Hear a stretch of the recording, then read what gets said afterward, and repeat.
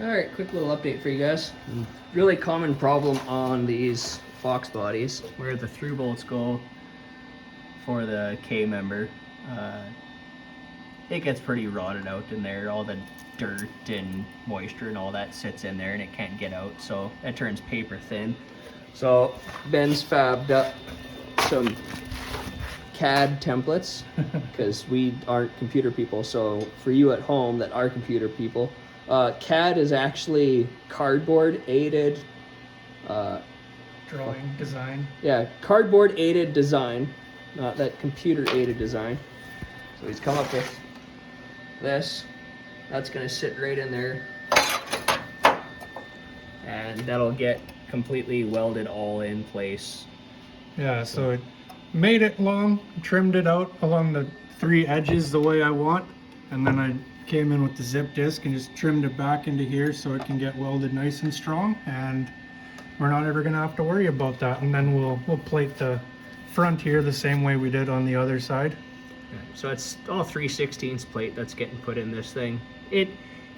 There is still a little bit of like surface rust in the strut towers. That's fine. I have strut tower reinforcement plates coming in that will be getting welded into the engine bay side on both strut towers, so we're not super worried. This side in here is not bad. The other side, it was pretty much this whole thing was kind of missing. He can show you on the outside. We still got struts and everything in there. You can't really see, but you can see it from the back, kind of where we had to fix it. Yeah, so on this strut tower and the front side on the driver's side, it did actually rot all the way through. And if I get a little bit of light in here, might be able to show you a little bit better.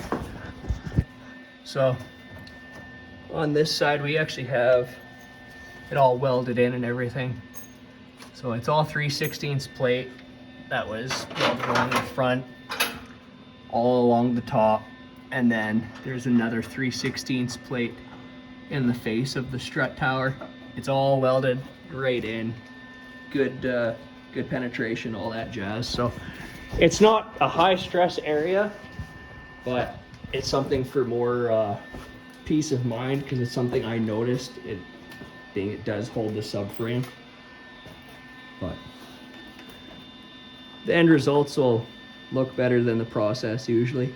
It'll look better than it did, which is not really saying much because I haven't welded in 15 years, but I'm remembering some bits and pieces, so I just kind of fiddle around with it.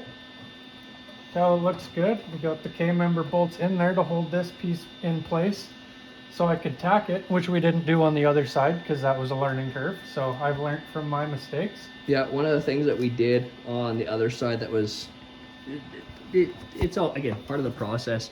We didn't have the bolts going through the plate, and as we welded it, the warpage got real gnarly, and we actually had to hog out the holes for the mounting hardware.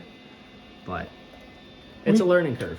We do have the technology. I've got a acetylene torch. We recently got the 7,000-year-old drill press running. So that helped with the Christmas tree bits that are from Canadian Tire and they don't work. Yeah, for American folks, Canadian Tire is our Harbor Freight, I suppose. That's the best comparison. Basically just automotive Walmart. Because like our Harbor Freight, I think, would be Princess Auto. I don't think they have those, do they? I don't know. Because Do you guys have Princess Auto in the States? I know Let us know. Derek from Vice Grip came up to Canada once and he was Stoked about Canadian Tire. No, Princess Auto. Well, Canadian Tire too, but Yep. Princess Auto he was going all crazy about. I don't know if they have them down there. Well, Ben's dealing with the structural reinforcement. I'm dealing with other structural reinforcement, and I'm getting the floor pan all cut out and redone. It was rotted. We're fairly certain that the driver's side of this thing sat in a more damp area. And despite me not having feet, I don't want my legs going through the floor. So this is just gonna get cut out. I've got some 18 gauge steel there. This will get cut out, cleaned up, and new piece will be laid on top. We're gonna go a few inches up onto the footwell where the pedals are, just to get up into some good steel. And then the plan is we'll go a couple inches up on the inside of the rocker panel here.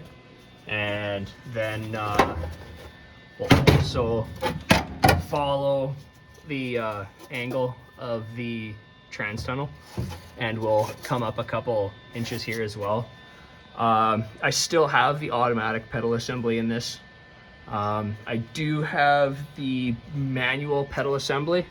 For those of you that don't know, the manual Fox bodies, they use a cable for the clutch system. So your clutch pedal would be over here, and it's actually got a cable that feeds through the firewall down to your clutch linkage. Because I'm going to the 86 Camaro T5, let me turn my lights off here. Because I'm going to the 86 Camaro T5, that actually uses a hydraulic clutch setup, your normal diaphragm clutch. So for what we're doing, we'll be using a stock manual Fox body pedal assembly, which on these it's just going to be the brake and the clutch.